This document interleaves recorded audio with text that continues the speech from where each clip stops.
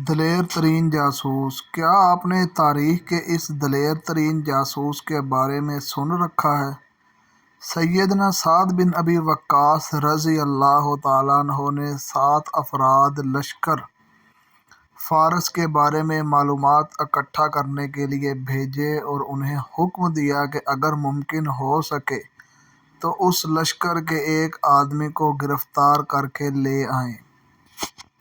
یہ 7 آدمی ابھی نکلے ہی تھے کہ اچانک انہوں نے دشمن کے لشکر کو سامنے پایا۔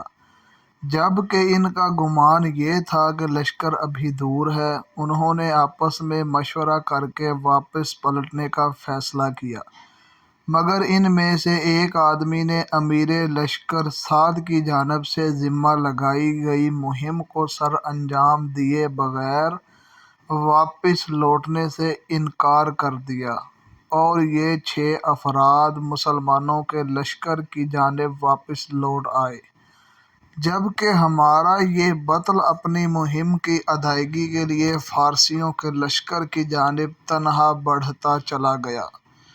انہوں نے لشکر کے گرد ایک چکر لگایا اور اندر داخل ہونے کے لیے پانی کے نالوں کا انتخاب کیا اور اس میں سے گزرتا ہوا فارسی لشکر کے ہر اول دستوں تک جا پہنچا، جو کہ 40,000 لڑاکوں پر مشتمل تھے۔ پھر وہاں سے لشکر کے قلب سے گزرتا ہوا ایک سفید خیمے کے سامنے جا پہنچا، جس کے سامنے ایک بہترین گھوڑا بندھا کھڑا تھا۔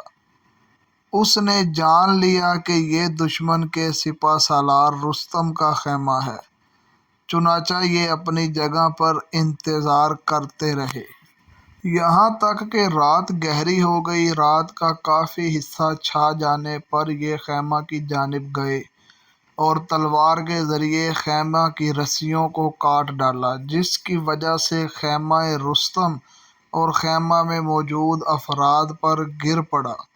گھوڑے کی رسی کاٹی اور گھوڑے پر سوار ہو کر نکل پڑے۔ اس سے ان کا مقصد فارسیوں کی تضحیک اور ان کے دلوں میں رعب پیدا کرنا تھا۔ گھوڑا لے کر جب فرار ہوئے تو گھوڑا سوار دستے نے ان کا پیچھا کیا۔ جب یہ دستہ قریب آتا تو یہ گھوڑے کو ایڑی لگا دیتے، جب دور ہو جاتا تو اپنی رفتار کم کر لیتے تاکہ وہ ان کے ساتھ آ ملیں، کیونکہ وہ چاہتے تھے کہ ان میں سے ایک کو دھوکے سے کھینچ کر سعد رضی اللہ تعالیٰ عنہ کے پاس ان کے حکم کے مطابق لے جائے۔ چنانچہ 3 سواروں کے علاوہ کوئی بھی ان کا پیچھا نہ کر سکا۔ انہوں نے ان میں سے 2 کو قتل کیا اور تیسرے کو گرفتار کر لیا۔ یہ سب کچھ تنے تنہا انجام دیا۔ قیدی کو پکڑا، نیزہ اس کی پیٹھ کے ساتھ لگایا اور اسے اپنے آگے ہانکتے ہوئے مسلمانوں کے معسکر جا پہنچے اور سعد بن ابی وقاص رضی اللہ تعالیٰ عنہ کی خدمت میں پیش کیا۔ فارسی کہنے لگا، مجھے جان کی امان دو، میں تم سے سچ بولوں گا۔ سعد بن ابی وقاص رضی اللہ تعالیٰ عنہ کہنے لگے، تجھے امان دی جاتی ہے اور ہم وعدے کی پاسداری کرنے والی قوم ہیں، لیکن شرط یہ ہے کہ ہمارے ساتھ جھوٹ مت بولنا۔ پھر سعد بن ابی وقاص رضی اللہ تعالیٰ عنہ نے کہا، ہمیں اپنی فوج کے بارے میں بتاؤ۔ فارسی انتہائی دہشت ناک اور ہذیان کی کیفیت میں کہنے لگا، اپنے لشکر کے بارے میں بتانے سے قبل میں تمہیں تمہارے آدمی کے بارے میں بتلاتا ہوں۔ کہنے لگا، یہ آدمی ہم نے اس جیسا شخص آج تک نہیں دیکھا۔ میں ہوش سنبھالتے ہی جنگوں میں پلا بڑھا ہوں۔ اس آدمی نے 2 فوجی چھاؤنیوں کو عبور کیا، جنہیں بڑی فوج بھی عبور نہ کر سکتی تھی۔ پھر سپہ سالار لشکر کا خیمہ کاٹا، اس کا گھوڑا بھگا کر لے اڑا۔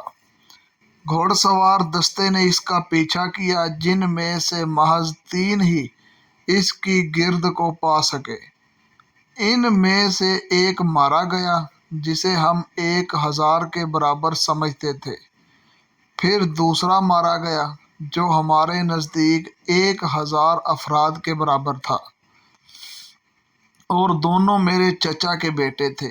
میں نے ان کا پیچھا جاری رکھا، اور ان دونوں مقتولین کے انتقام کی آگ نے میرا سینہ دھک رہا تھا۔ میرے علم میں فارس کا کوئی ایسا شخص نہیں جو قوت میں میرا مقابلہ کر سکے، اور جب میں اس سے ٹکرایا تو موت کو اپنے سر پر منڈلاتے پایا۔ چنانچہ میں نے امان طلب کر کے قیدی بننا قبول کر لیا۔ اگر تمہارے پاس اس جیسے اور افراد ہیں تو تمہیں کوئی ہزیمت سے دوچار نہیں کر سکتا۔ پھر اس فارسی نے اسلام قبول کر لیا۔ کیا آپ جانتے ہیں کہ یہ عظیم بطل کون تھے جنہوں نے لشکر فارس کو دہشت زدہ کیا، ان کے سالار کو رسوا کیا، اور ان کی صفوں میں نقب لگا کر واپس آ گئے؟ یہ طلحہ بن خلید الاسدی رضی اللہ تعالی عنہ تھے۔ سبحان اللہ۔